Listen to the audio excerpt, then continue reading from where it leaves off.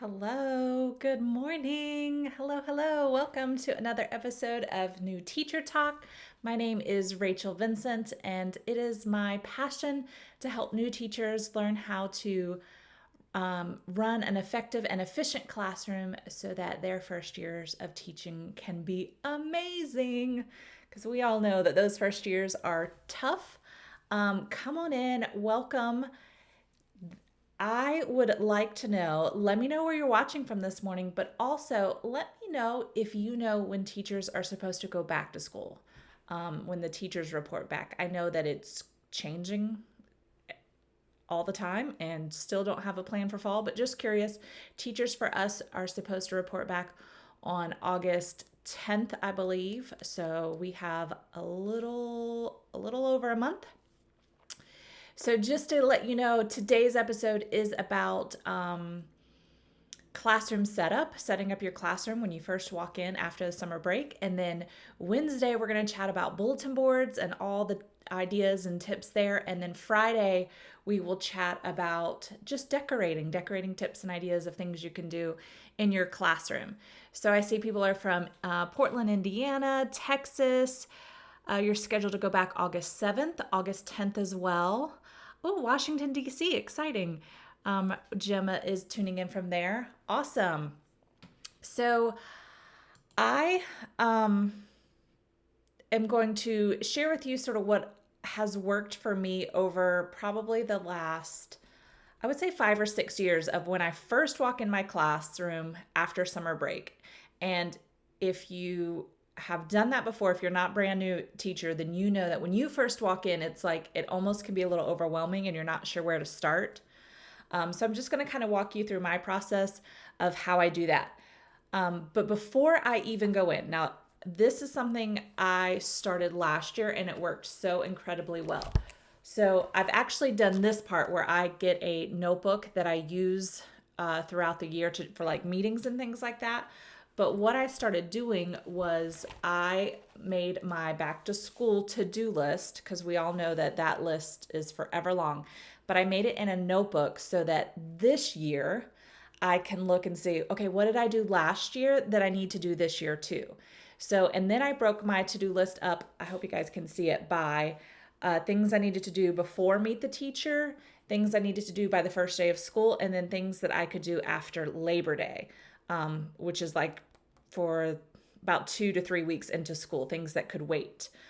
So that was really helpful. And I'm really, like, I've already kind of looked over it this morning. I'm like, oh yeah, I need to do that again. So I'm excited that I have this list to go by when I'm making this year's to-do list.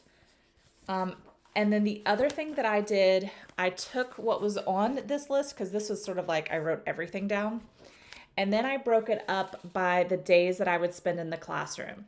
So I had planned to have 3 days before, I guess, contract days. I went in like the week before teachers were required to be back.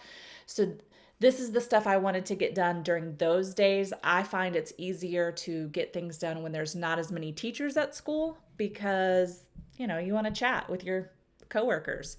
And then down here were the days that we were allowed to work in our classrooms during that first week back, because there's meetings and things like that. So this really helped me. What also helped me was I took this with me as I was setting up. So then as I thought of things I needed to make or to buy, that I could add those to my list. And when I brought this home, I knew what I needed to work on at home.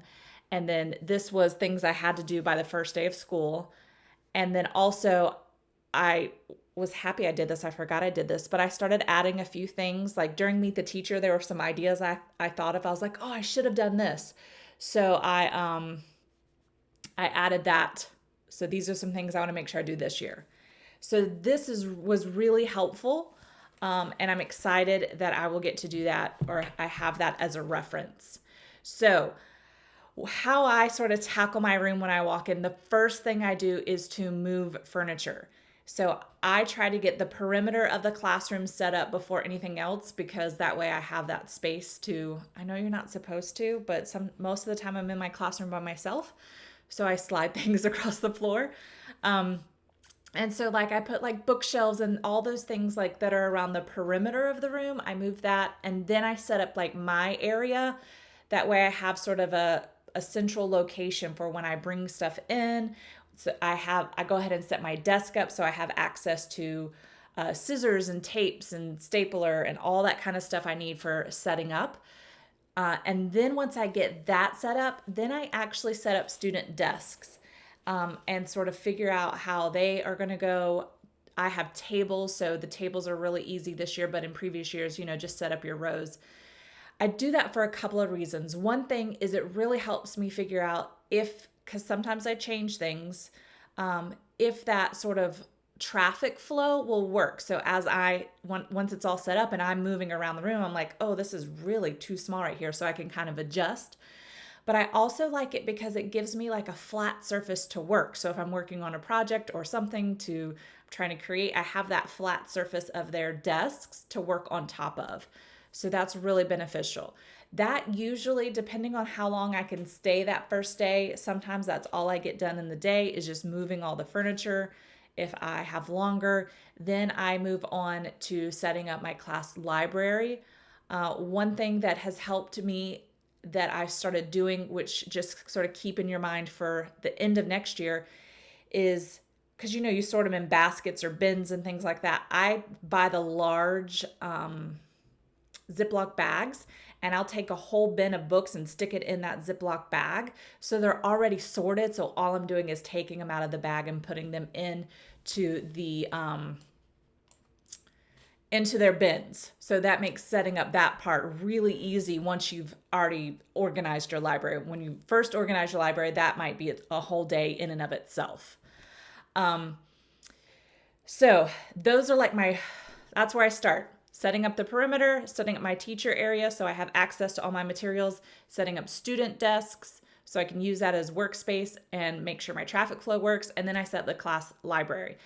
And then the next thing I do is I I put up my bulletin board backgrounds and my borders. So we'll chat all about bulletin boards on Wednesday, but I go ahead and put them up. I don't necessarily put things on them yet, but I at least have them with the background and the border on. So what that does, I can usually get that done in 2 days. What that does is when you walk into the classroom, it looks like it's ready. It's not, but it 100% looks ready. And so, of course, all the other teachers get jealous because they're like, oh, your classroom's ready to go. But at least it feels ready. You don't feel as frantic like your classroom's a mess, which sometimes there's still piles on top of desks and things like that. But it just helps you if you feel accomplished, and it really goes a long way when you actually go back to school or go back for your in-service and they start like loading things onto your to-do list. And I'm sure it's going to be even more this year. So that way it allows me it actually could be functional. If students walked in, I could teach. I don't want it to be that functional, but it at least helps in that process. And then I can really decide that as my to-do list grows, but my time gets shorter before the first day of school, I can prioritize what needs to be done immediately and what is something I can wait for a little bit later in the year. Hear me when I say this, especially for my new teachers, because I know we have a variety of teachers that tune into these.